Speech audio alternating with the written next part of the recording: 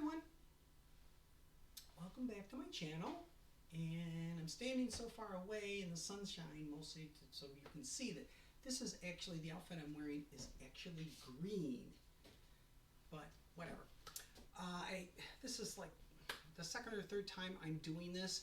I tried to do it outside, but my sound wasn't working through my phone, so I was forced to come inside and do it on my desktop computer, which it is what it is. So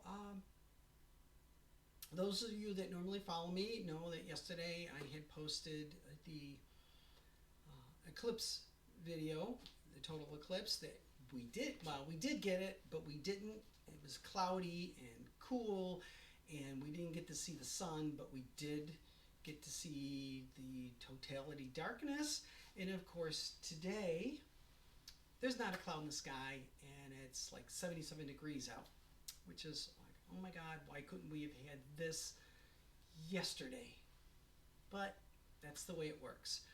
Which, oh by the way, this is going to be the nicest day of the week because starting tonight we're supposed to have thunderstorms roll in and it's going to rain for the next 5 days. Oh well. So, those of you that follow me and saw my eclipse video from yesterday, at the end, if you watched it all the way through, I mentioned I had some surprise news. I actually had 2 things I was going to talk about, but guess what? It's now 3 things that I get to talk about. The first one is last Friday, I had my follow-up with my cardiologist. And for those of you that have been following me for a while, you know that January 30th, I had my bottom surgery.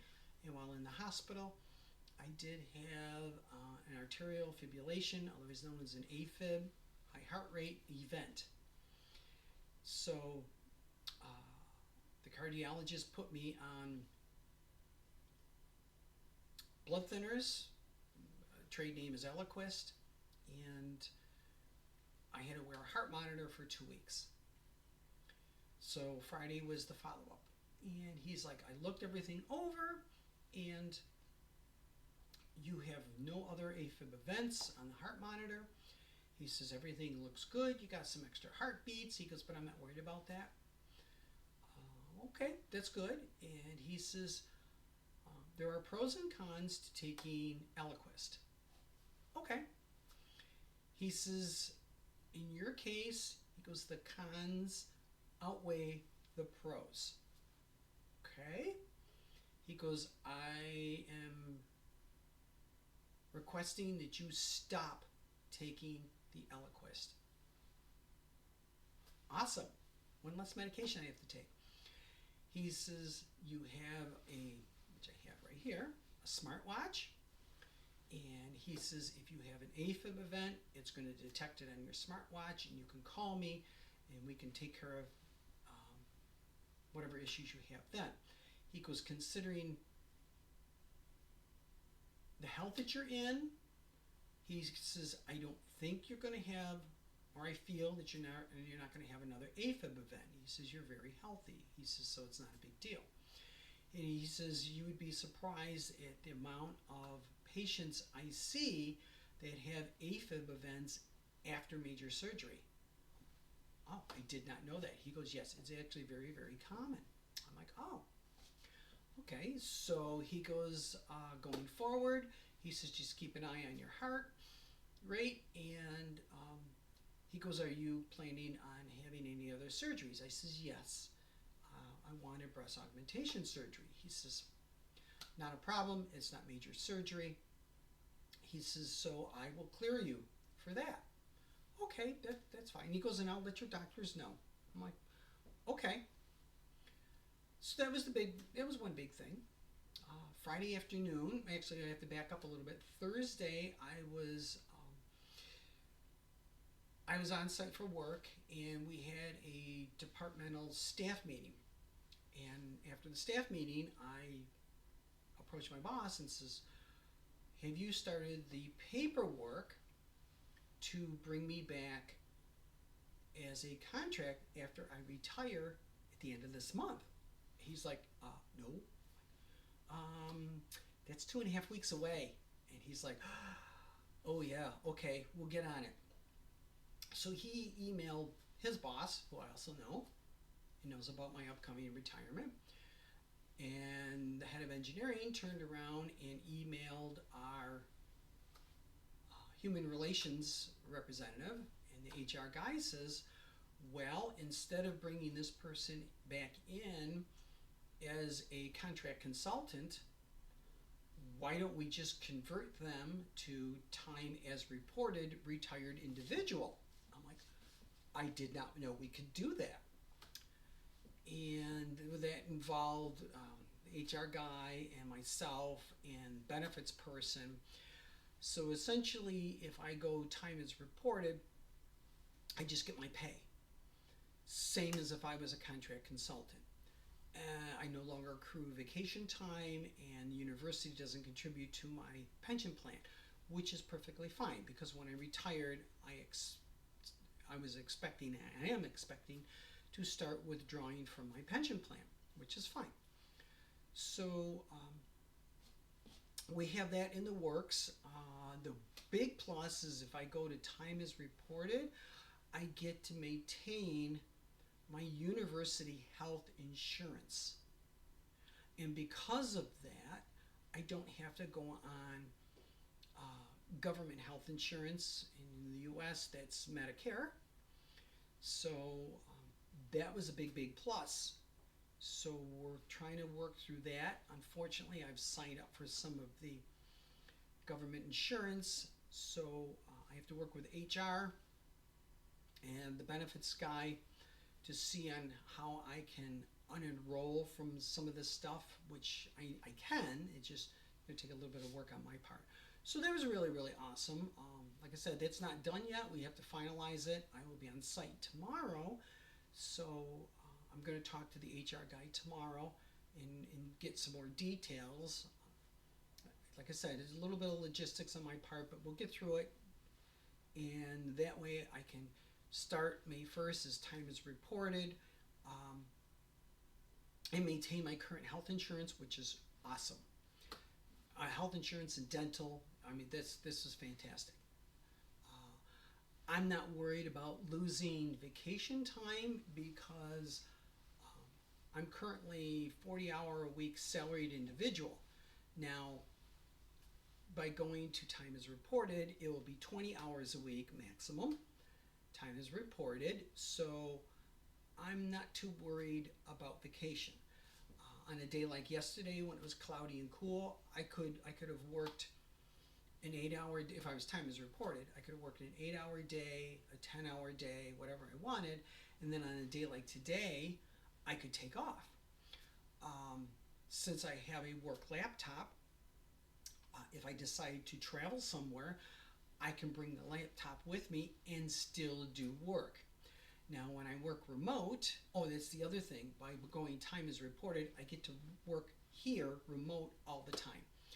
I may go in for half a day, 1 day a week for departmental staff meetings, but that's neither here nor there. Now, when I work here remote, I'm usually on my work laptop at 6 a.m. in the morning. So if I work 4 hours, it's 10 o'clock in the morning, and I'm done for the day. And for a lot of people, they're just starting to get going. So, I mean, that's a win-win. And the fact that the university will continue my healthcare coverage, that's another win-win. So this is looking really great, and I may be converting to time as reported. So like I said, we have to work through those logistic issues, but maybe I'll know some more come next week. So that was pretty much all I was going to talk about. But before I recorded my first video, which was outside, that didn't work because of stupid audio, I received a phone call. Now, back in March, early March, I had consulted with a university plastic surgeon about breast augmentation surgery. And he was waiting on what the cardiologist had to say. Well, the I had notified his office yesterday that I'm like, well, my cardiologist says this is this. Oh yes, he sent a note to us, so we already are aware of it. Oh my God. So one of the office gals calls me a little while ago, an hour or so ago, and said, okay, you've been cleared, and I've already submitted to healthcare, and you're all set there. Let's set up a date. Oh my God. So, a little bit of explaining here. Since I had my bottom surgery, some of that cost was paid with my current health care insurance through the university. And because of that, I've reached my maximum out of pocket for the year. So if I opt to have surgery through university plastic surgeon, my cost is going to be little to nothing, probably close to nothing, because I've already met my deductible for the year. So of course this is all ties into staying as a time as reported employee, and as long as I stay on the university healthcare insurance, then all this will be paid for. Now, back in March, when I went for my 6-week follow-up for my bottom surgery, the plastic surgeon there, she did a consult for breast augmentation surgery. She quoted me a very, very low price, which I thought was absolutely fantastic. It was just about $7,000, which is absolutely phenomenal. I can submit that to healthcare, but since she's out of network, they're only going to repay me 80%. So there's some cost there that I'll have to eat. And then she also is requiring that, and I don't know what day she does those surgeries. Typically she does her surgeries on Tuesday. She's requiring me to stay in the area until the following Tuesday. So there's at least 6 or 7 days of lodging and food in the area, and it's in another state.